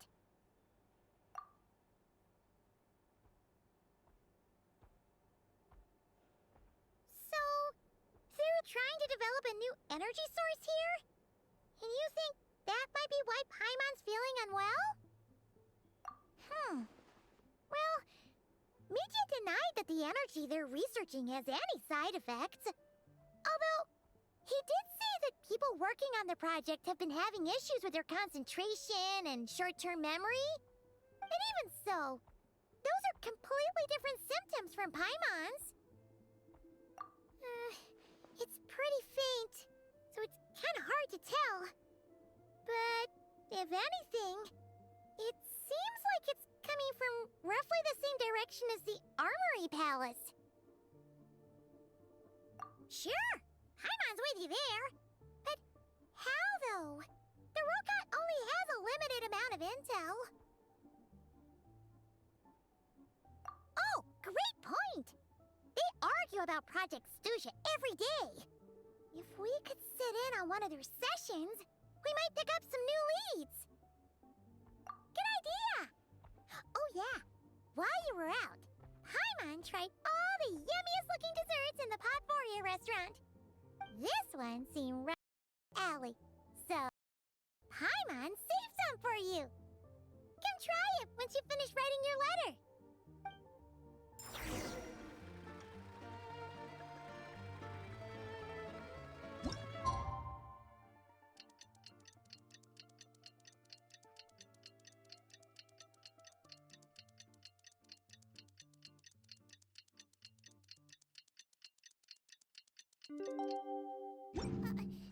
No? Alosha replied. He says that we won't be able to speak at the Vetcha, but he can arrange for us to attend as visitors. Time to get ready. Then head to the Snezhnograd Vetcha.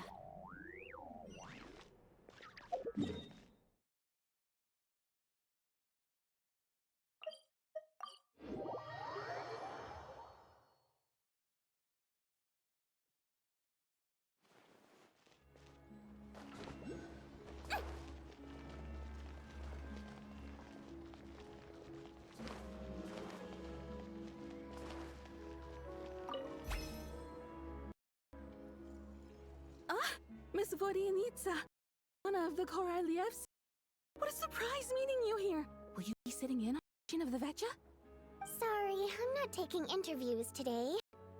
Oh good, you're here. The session's about to begin. Let's get inside. Please wait, Miss Vodyanitsa. Could you introduce me to your new friend?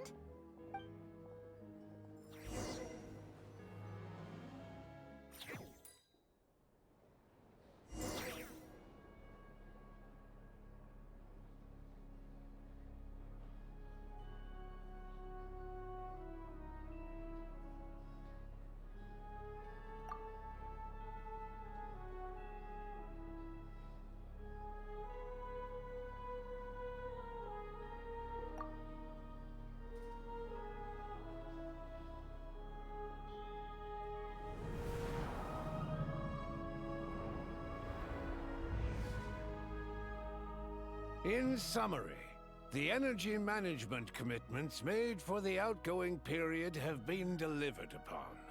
Furthermore, both the production and consumption of Kresnik Crystal show clear signs of stabilizing. The relevant agencies have assessed the present circumstances and determined that the status quo can be sustained until the next period.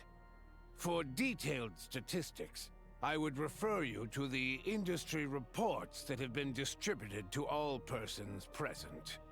It should also be noted that while the recent blizzards have led to a significant increase in people's energy expenses, this is strictly a short-term phenomenon associated with a remotely located monster. Her Majesty the Tsaritsa is giving her full attention to this matter. We should have every confidence that it will be dealt with swiftly and conclusively.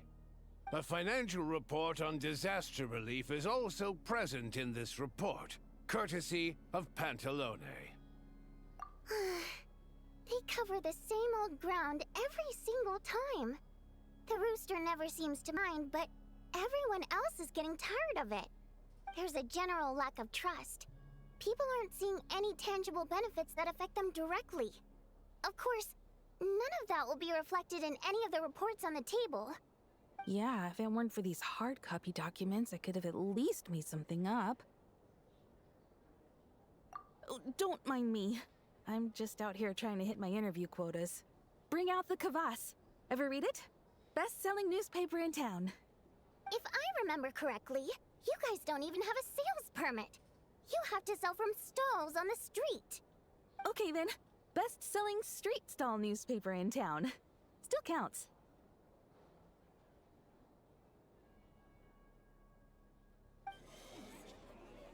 Order! We will now open the floor to the representatives.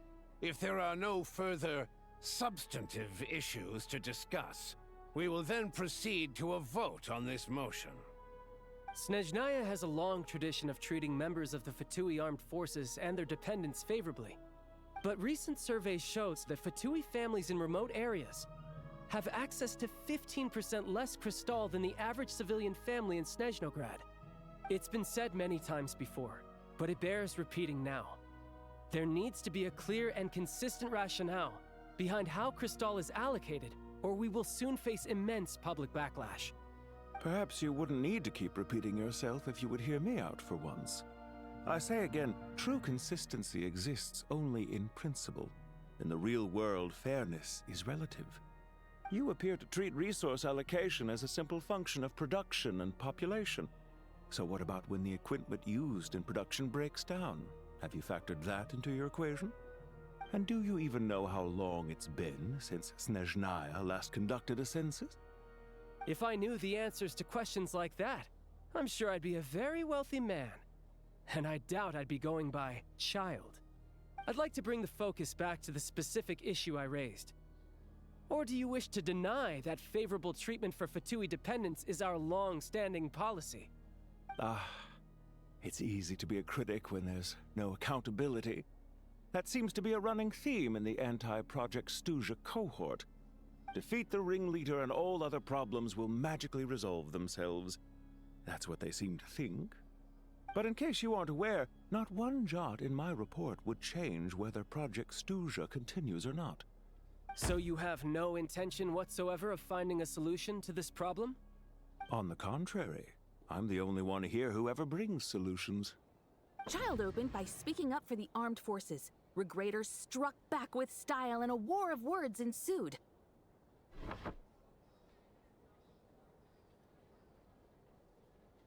Our reporter was live on the scene to get the audience's reaction as it all unfolded. Who do you support?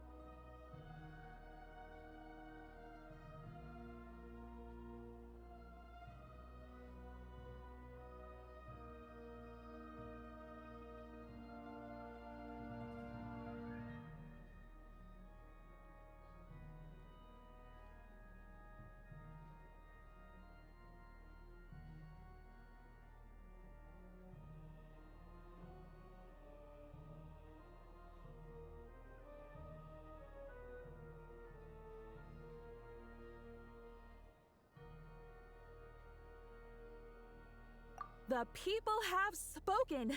Child received raucous applause from the crowd as he pushed Regrator onto his back foot with a relentless barrage of questions. It had to be seen to be believed. Now you see why they don't have a sales permit. However this reporter wants to spin things, I haven't forgotten that Tartaglia was representing the Northland Bank when we first met in Liyue. So, surely their relationship can't always have been this strained. You two are getting off topic. Let's focus on what the data is saying. Mr. Pantalone, may I speak on your behalf? Oh, please do. I'm more than happy to save my breath. Crystal distribution policy undergoes modifications with each new period. The ultimate goal being to find the most reasonable method of allocation, which I believe is what Mr. Tartaglia also seeks. But I fear many may have been misled on this topic by extremist activists. To clarify, Project Stuja is not the root cause of the problem. It is merely a framework for resource distribution. The most recent reports all point to Snezhnaya's resilience and adaptability during this period of fine-tuning, and give clear indications that a distribution framework is improving with each iteration. To make drastic adjustments without first considering the risks would likely do more harm than good. It would be a waste of the hard-won experience we've gained to date. Renowned scholar of finance, Arapov spoke up to clarify the fiscal logic, clearly alluding to social organizations like the Rokot in his words. With the notorious Lelex still active to this day, should the Rokot be held responsible? No, there is someone else to blame. She's just rephrasing what Mr. Pantalone said. The Rokot are the critics he accuses of taking no responsibility for their actions. As for Lilik, you won't have heard of him yet. He's currently the most famous member of the Rokot. Well, more like infamous. Ending Project Stuja has become an obsession for him.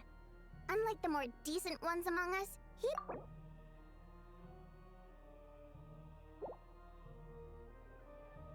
So whether it's threats, coercion, or bribery, he'll use whatever means necessary to get people to change their vote. And since we're already on the subject, what do you think of Lelek's methods? Are you for or against?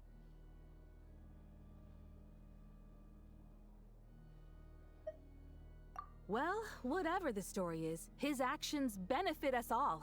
We stand with Lelek. Seriously? I've been considering that issue myself. What you really need is more precise regional data, right? I think it would be easiest to let the Fatui handle it, since they're already in charge of Crystal shipments anyway. We may as well get them to collect some data while they're at it. Whatever you need, you can ask the Fatui to look into it for you. In terms of supervision, I think the Druzhna would be a good fit. I had hoped to discuss this with Miss Vesna, but sadly, she's not present. I will be happy to take a note of your suggestions and present them to Commander Vesna for a decision upon her return. The Commander has always taken a keen interest in Project Stuja. However, given the Druzhna's demanding workload, I'm afraid it may prove difficult for them to provide any practical support. Let us refrain from jumping to conclusions until a concrete and... My apologies, Lord Rooster. There are numerous issues to address here, including manpower, time sensitivity, and reporting lines. Nevertheless, I support drafting a proposal. Follow the usual procedure, and it can be raised as a new motion for all parties to evaluate at the appropriate time. In that case, I'd like to share one thought before the proposal is drafted. The issue of time sensitivity was raised just now, which I presume relates to the official reports. In fact, the Energy Commission already collects regular statistics on each urban center and its surrounding area. Would these be of any use? That's a good idea. I read every issue of Sviet Lolaidovka's report, and although my focus is mostly on the section about equipment operation, the energy consumption statistics also yield a lot of insights. Be that as it may, Does no one see an issue with using local data to determine crystal quotas? In the long term, it seems like a very risky solution. Not if they are used purely for reference. So long as we have the report from the Northland Bank's headquarters to corroborate it, no one will be able to fool me. Very well, then. It appears that this arrangement is acceptable to all parties. Yeah, sounds good to me. The members reached a provisional consensus on the issue of improving treatment for Fatui soldiers.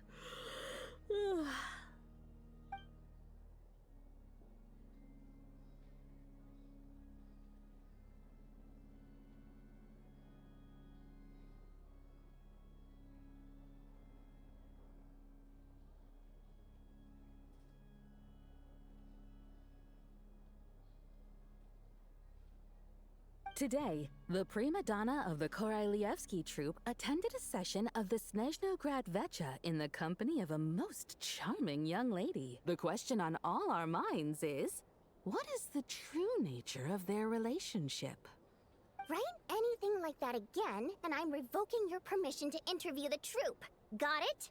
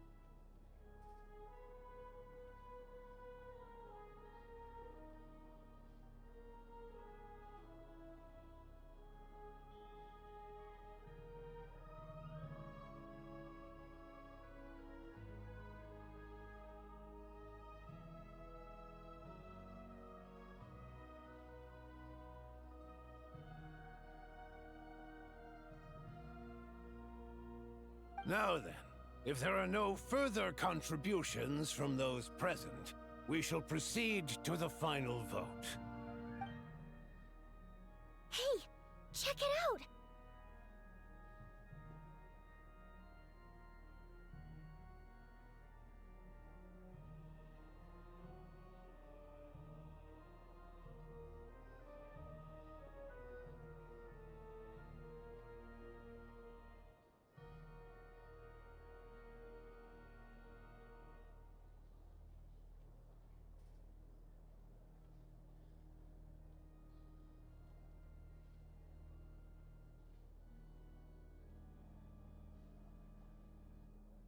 What made him vote against? Why now?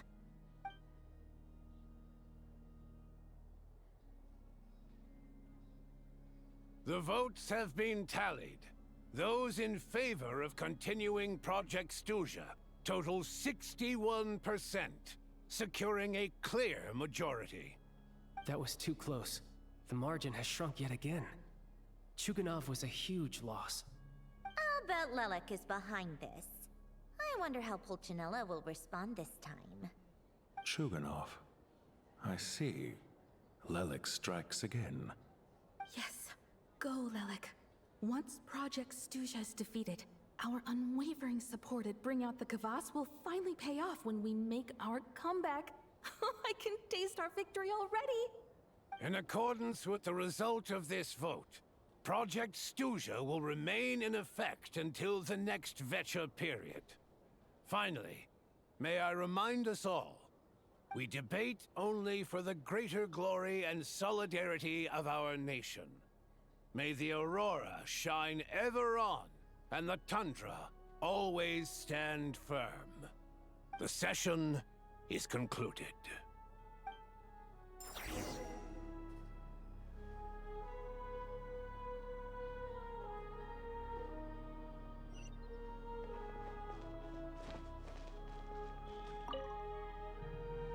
I have to say, I really wasn't expecting Chuganov to vote against Project Stuja.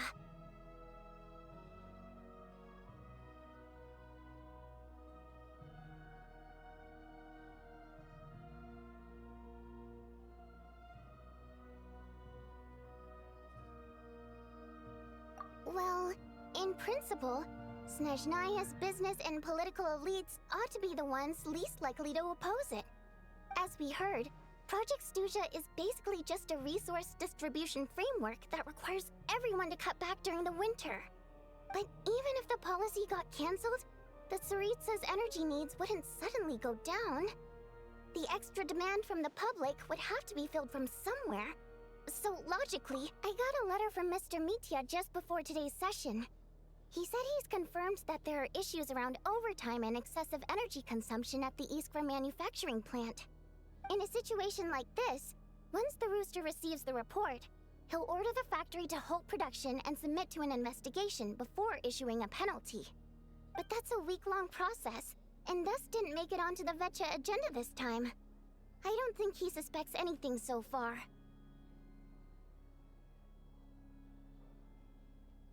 Exactly. And as you know, he's a very selfish person. I was originally gonna try and flip him after he received notice of the official sanctions. My plan was to convince him that the whole thing was completely unfair. Rather than just sit back and take the hit while his factory stopped production, he'd be better off voting to end Project Stuja.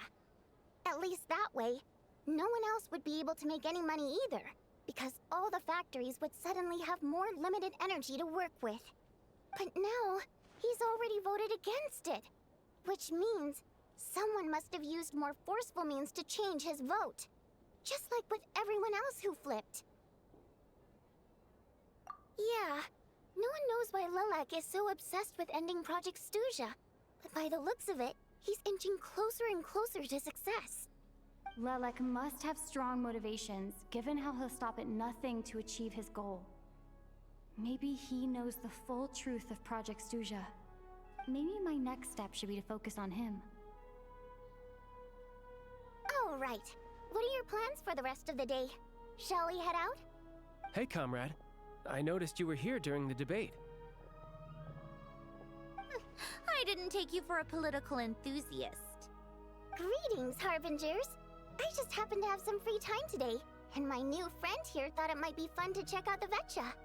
Ah, Odette must have introduced you. Looks like you two are getting along pretty well.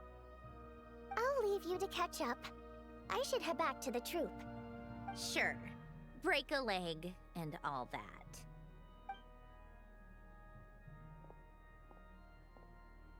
Thought it might be fun to check out the Vetcha, did you?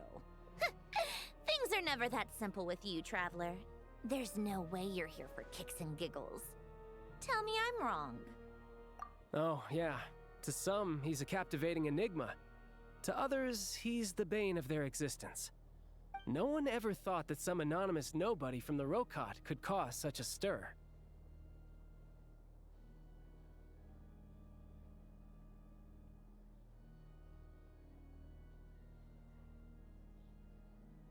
Huh? You want to look into Lelik? Then I'm sure his days of anonymity are numbered. What do you think, Sandrone? Fine by me, I guess. If the Traveler actually manages to expose Lelik, it'll be doing Pulcinella a favor. In return, it seems fair to let her in on what we've learned so far. My thoughts exactly. Sharing is caring, after all. Head back to Glupov and grab the files on Lelik. It's easier to just pull the records than go through the rigmarole of getting the Traveler a visitor's permit. As you command, child, sir. In that case, since we're going to be waiting anyway, I'll have someone brew a pot of black tea.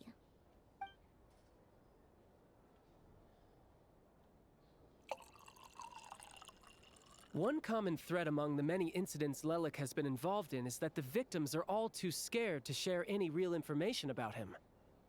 Clearly, he must have threatened them in some way. His modus operandi is to silently infiltrate the scene and leave a threatening letter behind.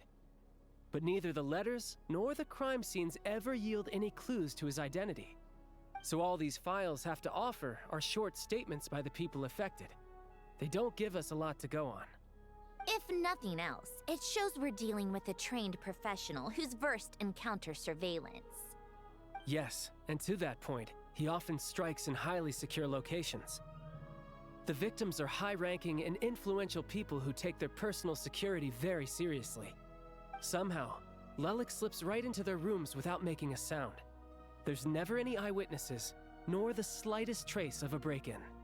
If he can get in and out undetected, it means he can strike without warning. Not that that's ever happened so far, but the thought is enough to scare these people sleepless. It's hard to believe that a human being could pull this off flawlessly every time, so they switched the focus of the investigation to Faye. Unfortunately, no one's found anything yet. Careful, don't underestimate me. Although truth be told, I'd probably find it hard not to blow my cover. Direct confrontation is more my style. We haven't ruled out the possibility of Lelik being human. It's just, there can only be a handful of people in all of Tevat who'd fit the profile. Faye, on the other hand, plenty would have the ability, but few would have the motive. No, not as strong as me. You'll never find the culprit with criteria like that. Let's go with a little weaker than me. Oh, you hit me right where it hurts. I'll admit, he's strong and meticulous. But can we at least limit this to candidates who have something to do with Snezhnaya? She's just trying to find a reference point. Stop getting fixated on who's stronger than who. But that's the most important thing. In my opinion, anyway.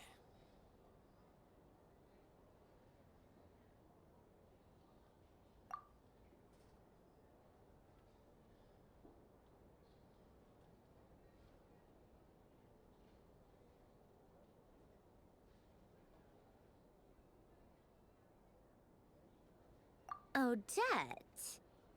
Yeah, that seems about right. Her skills are solid, and she's always calm under pressure. Except she's Fatui, so the likelihood of her working against us is pretty low. But yeah, much more accurate than your previous example, at least. No, wait a moment.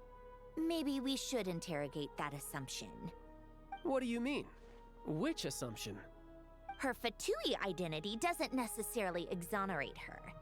And when you think about it, the Rokot would be precisely what she needs to conceal her identity. Plus, she wouldn't need to be such a pro at covering her tracks. She'd already know where the Fatui will be and when, so she could choose the perfect time to act. Oh, yikes. I was just thinking out loud. Why is this starting to sound like such a convincing theory? Still, what reason could Odette possibly have for trying to call off Project Stuja? Arlecchino would be the best person to ask.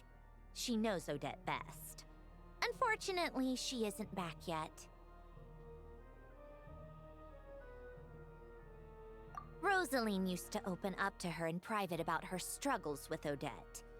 As I'm sure you can imagine, Arlecchino is quite a lot better with children than Rosaline was. She gave her some tips on how to handle the situation, and Rosaline managed to reach a settlement with Odette before leaving. So I suppose there were at least no lifelong regrets left behind. Beyond that, I don't know the details about that side of things. But I do know that Odette definitely has a motive to hold a grudge against Project Stuja. The reason being, her father passed away during the early stages of the project. That was back before it had been named Project Stuja, when things were still being worked out. But in essence, it's remained the same ever since. Huh. The more you know. Rosaline was always so self-centered. I never understood why she started paying so much attention to Odette. Is that such a surprise? If you cast your mind back, you may remember that Rosaline and I weren't exactly close. We had tea together a few times, but that was about it. Odette's past is no secret. Her father was a fatus and her mother was a very famous ballerina. On the surface, it looks like she followed right in her parents' footsteps. But the truth is quite a different story. After her father passed away on a mission, her mother was overcome with grief. She broke her leg during a performance and could never dance again. Odette was only interested in ballet at the time, but this tragedy left the family with both breadwinners gone. They could barely make ends meet. Per Capitano's policy, family members of Fatui who died in the line of duty had to be appropriately accommodated and provided with adequate assistance. So, regardless of how Rosaline may have felt about it, it fell to her to resolve the issue of Odette's family's livelihood. In the end, the solution they agreed upon was to have Odette join the Fatui. Right, because the alternative would have been a one-off compensation payment, I guess. In that sense, joining up was definitely the better option. Still, she must have had mixed feelings about it, right? If she doesn't even like the Fatui. It's just a theory, a possibility. But as a motive for Odette to become Lelik, it holds up. That said, I have no idea where Odette's head is at right now, or what her conflict with Rosaline was about. Plenty of people were on bad terms with Rosaline. I have no intention of trying to figure it all out.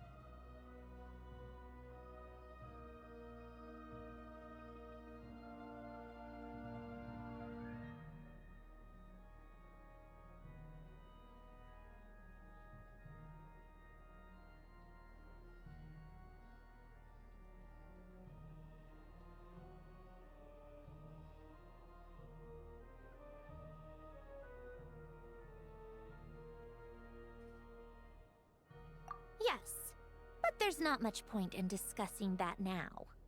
Yeah, back to Lelik. Since our investigations so far have turned up next to nothing, we've got nothing to lose by trying a new angle. Funnily enough, Tonya and I had actually made plans to go to the theater tomorrow to watch Odette's rehearsal. Unfortunately, thanks to this Lelik situation, I'll be stuck working overtime again. Which means you can go in my place. No point wasting the ticket. Plus, you'll get to meet Tonya.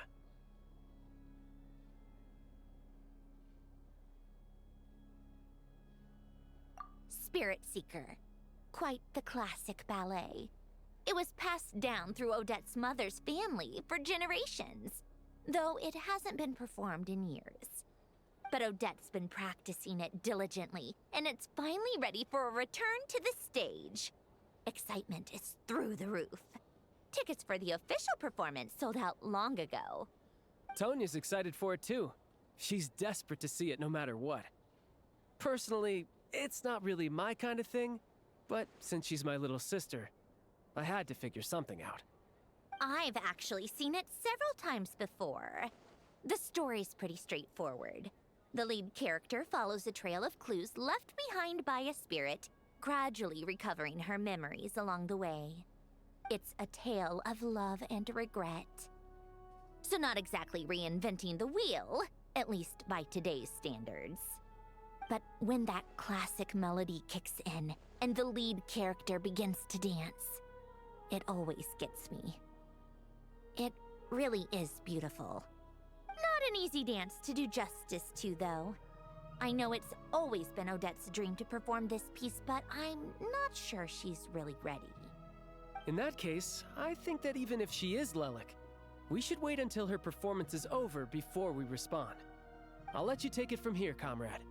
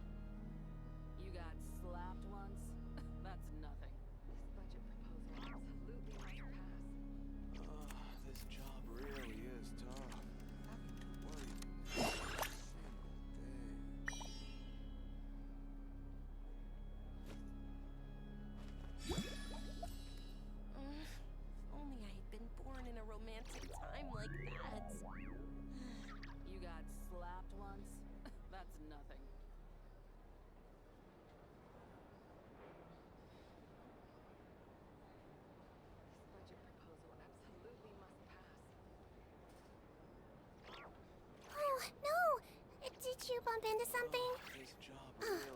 Well, if it hurts, just let me know.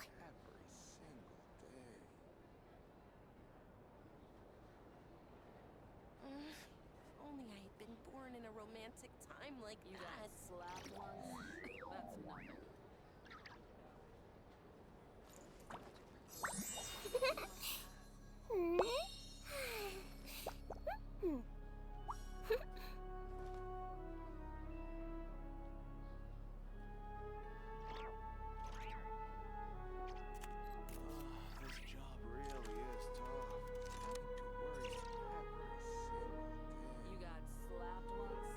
You only get one body, so you gotta take care of it.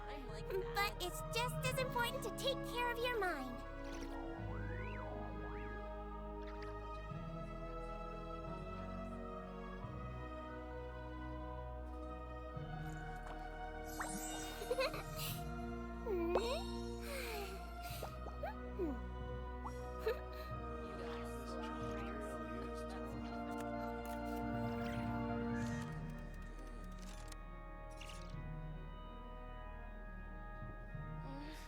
Only I had been born in a